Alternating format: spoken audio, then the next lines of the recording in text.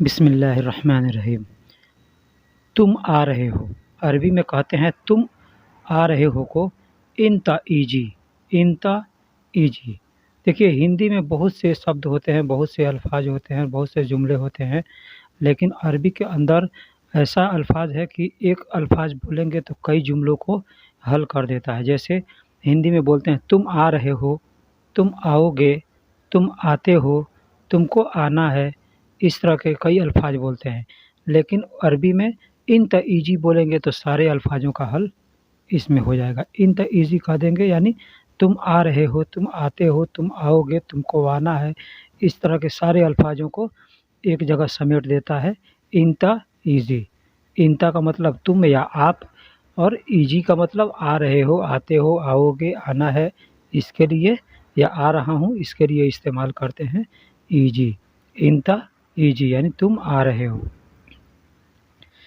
तुम आओ, तुम आओ या आप आओ, तुम आओ या आप आओ, तुम आओ या आप आओ। तब इन ताल, इन ताल मतलब तुम आओ या आप आओ, तुम आओ या आप आओ का अरबी होता है इंता ताल, इंता ताल।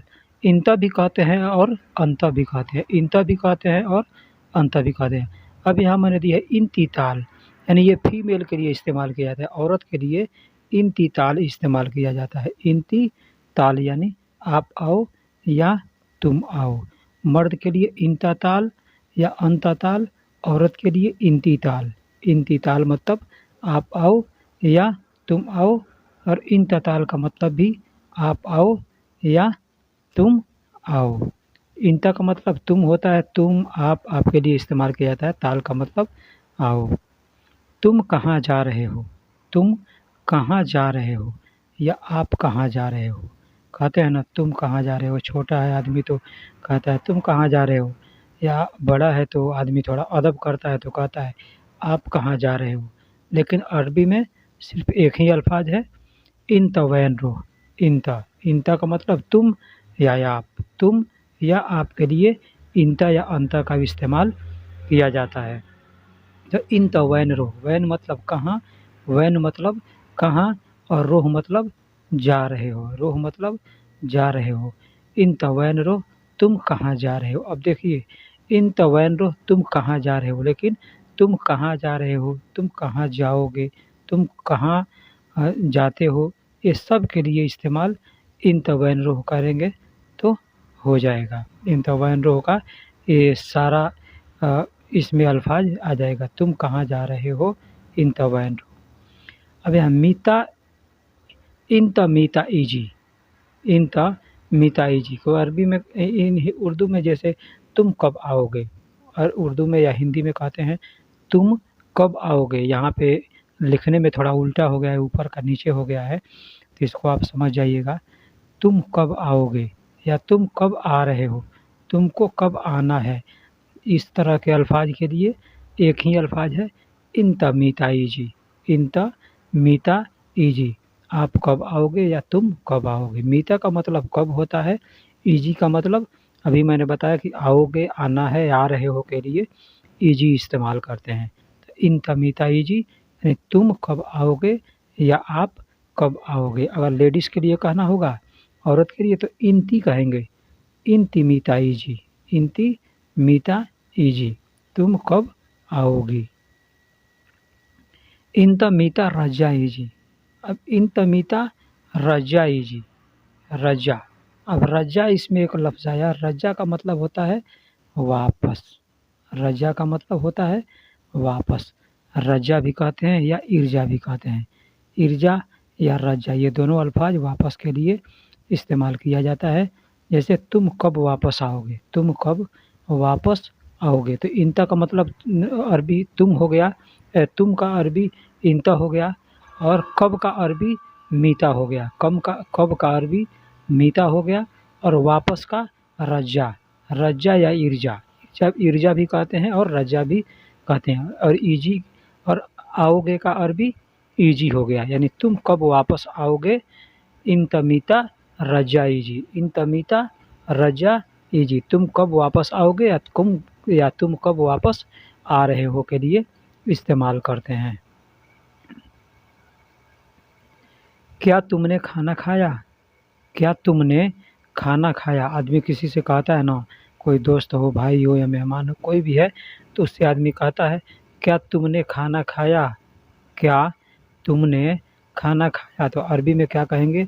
हल इंत अक्किल तआम। हल इंत यक्किल तआम। हल का मतलब क्या होता है? हल का मतलब क्या होता है, और इंता का मतलब यहाँ तुमने के लिए इस्तेमाल किया जा गया है। इंता अक्किल का मतलब खाना होता है, और तआम का मतलब भी खाना होता है, लेकिन ये जब दोनों अल्फाज एक साथ इस्तेमाल करेंगे तो खाना खाया के लिए इस्तेमाल होता है। अक्किल का मतलब खाना खाया, ताम का मतलब खाना, ताम का मतलब खाना होता है, और अक्किल का होता है खाना के लिए भी इस्तेमाल किया जाता है, खा रहे हैं के लिए भी अक्किल इस्तेमाल किया जाता है। तो क्या तुमने खाना खाया? हल इंता अक्किल ताम। मैं अभी नहीं खाऊंगा। मैं अभी नहीं खाऊंगा। आदमी कहता है ना, मैं अभी नहीं खाऊंगा, मैं अभी नहीं खाऊंगा। तो अना का मतलब मैं होता है, अलहीन का मतलब अभी होता है। अलहीन का मतलब अभी होता है। माँ का मतलब नहीं होता है। माँ का मतलब नहीं होता है। और अक्किल का मतलब अभी बताया मैंने आपको कि खाऊंगा, खाएंगे, खाता हूँ, खा रहा हूँ, या खाना के लिए अक्किल इस्तेमाल करते हैं। तो मैं अभी नहीं खाऊंगा का अरबी है अना अलहीन माँ अक्किल। अला अना अलहीन माँ अक्किल। यहाँ माफ़ी नहीं इस्तेमाल करेंगे, ठीक है। अगर माफ़ी इस्तेमाल करेंगे तो मैं अभी नहीं खाऊंगा नहीं हो पाएगा, यहाँ पे है लगाना पड़ेगा, ठीक है, तो वो गलत हो जाएगा। इसलिए अना अलहीन माँ यक्किल। लोग कहने के लिए माफ़ी यक्किल भी कह सकते हैं, कह देंगे, लेकिन वो सेंटेंस आपका गलत हो जाएगा। इसलिए क्या आपने बिल बनाया? क्या आपने बिल बनाया? कहता है आदमी ना, रसीद बनाया या बिल बनाया। तो क्या आपने बिल बनाया? हल इंता फतूरा सौवी। हल इंता फतूरा सौवी। हल इंता फतूरा सौवी। हल का मतलब अभी मैंने बताया क्या, और इंता का मतलब आपने। इंता का मतलब आपने या तुमने, और फतूरा यानी बिल। बिल को, पावती को, रसीद को फतूरा कहते हैं। और सौवी का मतलब बनाया।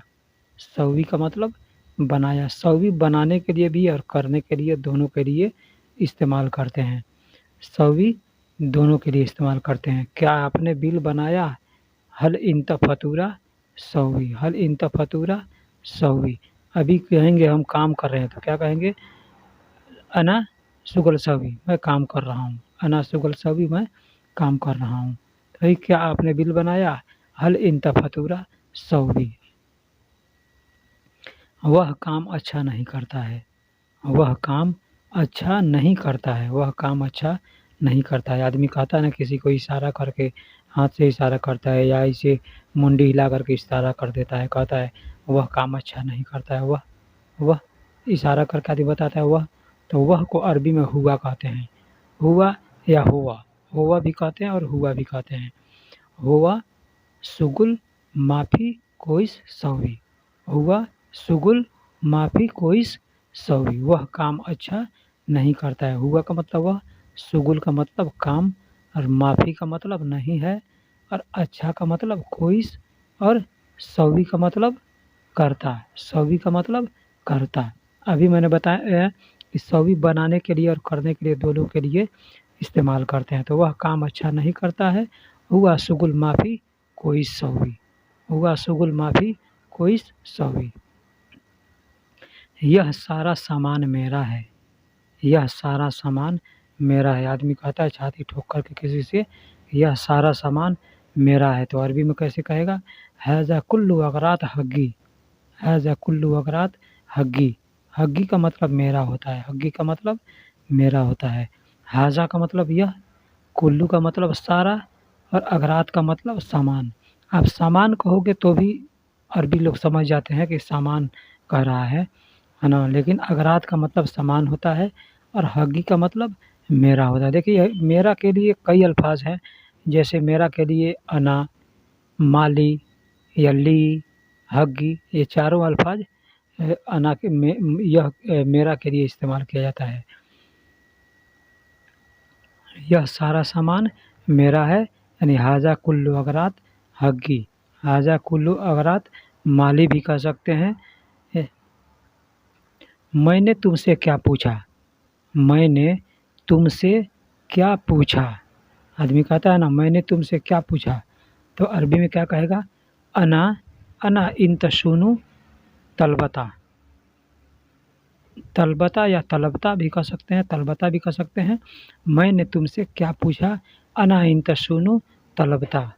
अना इन तशुनु तलबता। तलबता का मतलब पूछा होता है, तलबता का मतलब पूछा होता है। अना का मतलब मैंने, इंता का मतलब तुमसे, सुनु का मतलब क्या, तलबता का मतलब पूछा। तलबता का मतलब पूछा। मैंने तुमसे क्या पूछा, अना इन तशुनु तलबता। अना इन तशुनु तलबता, मैंने तुमसे क्या पूछा। देखिए दोस्तों, मैं एक एक अल्फाज को बार बार दोहराता हूँ ताकि आपको अच्छे से याद हो जाए, अच्छे से याद हो जाए। इसलिए मैं एक अल्फाज को एक बार नहीं बार बार कहता हूँ, बार बार कहता हूँ ताकि आपको अच्छे से समझ में आ जाए, अच्छे से याद हो जाए। मेरे घर के सामने वह रहता है। मेरे घर के सामने वह रहता है।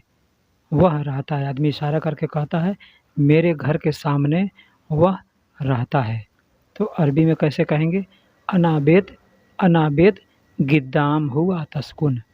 अनाबेत गिद्दाम, गिद्दाम गिद्दाम हुआ तस्कुन। अना बेत, अना का मतलब मेरे, बेत का मतलब घर, गिद्दाम का मतलब सामने, हुआ का मतलब वह, और तस्कुन का मतलब रहता है। तस्कुन का मतलब रहता है। मेरे घर के सामने वह रहता है, या वह मेरे घर के सामने रहता है को अरबी में कहेंगे अना बेत गिद्दाम हुआ तस्कुन। हुआ तस्कुन या हुआ सकन भी कह सकते हैं। सकन या तस्कुन दोनों रहने के लिए इस्तेमाल किया जाता है। उसका घर मेरे घर के पीछे है। उसका घर मेरे घर के पीछे है। देखिए, मैं ऐसे ऐसे जुमले बनाता हूँ जो आदमी को हमेशा बात करने में आता है, ये सब अल्फाज, ठीक है। और ये मैं जुमला इसलिए बनाता हूँ ताकि आप छोटे छोटे अल्फाजों को जोड़ करके आप पूरा जुमला याद ना करें। ये हुआ का मतलब उसका हुआ, बेत का मतलब घर, अना, देखिए यहाँ गलती से अनार लिखा गया है, ठीक है। अना, अना होता है, अनार लिखा गया है। बेत का मतलब घर, वारा का मतलब पीछे, और मौजूद का मतलब मौजूद है, यानी उसका घर मेरे घर के पीछे है या पीछे मौजूद है। वो अरबी में कहेंगे हुआ बेत अना बेत वारा मौजूद है। हुआ बेत अना बेत वारा मौजूद। हुआ अलबेत भी कह सकते हैं। हुआ अलबेत अना बेत वारा मौजूद, यानी उसका घर मेरे घर के पीछे है। उसका घर मेरे घर के पीछे है। मोबाइल का बैटरी बदलना ज़रूरी है। आदमी का बैटरी ख़राब रहता है तो किसी से कहता है, या दोस्त से या घर वालों से, किसी से भी कहता है कि मोबाइल का बैटरी बदलना ज़रूरी है। तो अरबी में कैसे कहेगा, जवाल बतरिया। जवाल बतरिया लाजिम बदल। जवाल बतरिया लाजिम बदल। जवाल का मतलब मोबाइल और बतरिया का मतलब बैटरी। बतरिया का मतलब बैटरी, और बदलना को बदल कहते हैं। बदलना को बदल कहते हैं, बदल। और लाजिम का मतलब ज़रूरी है। लाजिम का मतलब ज़रूरी है। मोबाइल का बैटरी बदलना ज़रूरी है को अरबी में कहेंगे जवाल बतरिया लाजिम बदल। जवाल बतरिया लाजिम बदल, ने मोबाइल का बैटरी बदलना ज़रूरी है। अब यहाँ पे कुछ भी कह सकते हैं, कोई भी सामान बदली करना है, कोई ज़रूरी नहीं है कि मोबाइल का बैटरी, कुछ सामान बदली करना तो आदमी कह सकता है मुझे नया सिम कार्ड चाहिए। मुझे नया सिम कार्ड चाहिए को अरबी में कैसे कहेंगे, अना जदीद। अना जदीद सरीहा अबगा। अना जदीद सरीहा अबगा। अना का मतलब मुझे, जदीद का मतलब नया होता है। जदीद का मतलब नया होता है। अब देखिए दो अल्फाज सेम सेम हैं, एक जदीद एक तजदीद। जदीद और तजदीद। जदीद का मतलब नया होता है और तजदीद का मतलब होता है बनवाना। तजदीद का मतलब होता है बनवाना। अब चाहे नया बनवाओ या पुराना बनवाओ तो उसको हमको मालूम है कि तजदीद कहते हैं। तजदीद का मतलब बनवाना होता है। और सिम कार्ड को सरीहा कहते हैं। सिम कार्ड को सरीहा कहते हैं। अबगा का मतलब चाहिए, अबगा का मतलब चाहिए, यानी मुझे नया सिम कार्ड चाहिए। अना तजदीद सरीहा अबगा, अना जदीद सरीहा